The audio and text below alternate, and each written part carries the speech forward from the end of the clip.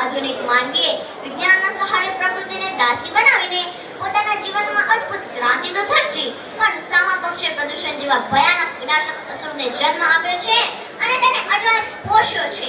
જો આજ દરે પ્રદૂષણ વધતું રહેશે તો વિશ્વની હરીભરી કુંજોમાં કોયલ ટહુકશે નહીં, ઘેરી ગળતામાં મોરલા દહેકશે નહીં, અને ટહુકશે તો માત્ર મરણના મોરલાઓ. મરનારની પાછળ કોઈ રડનાર નહીં હોય અને રડનારની પાછળ કોઈ સાંભળનાર નહીં હોય. કુદરતની દૈવી ભેટ સમા વાતાવરણને શુદ્ધ રાખીને તેનું જતન કરવું અનિવાર્ય છે, નહીં તો દરેકનું સ્વાસ્થ્ય જોખમાશે, સુખ શાંતિ અને આરામ હણાઈ જશે, ભાવિ જીવન અંધકારની ઘેરી ગળતામાં ધકેલાઈ જશે. એકો અહમ બહુશ્યામની ભાવનાથી આ વિશ્વનું સર્જન કરનાર જગનિયંતા પોતાની માયા સંકેલી લેશે ત્યારે આ વિશ્વ શૂન્યમાં પરિણમશે.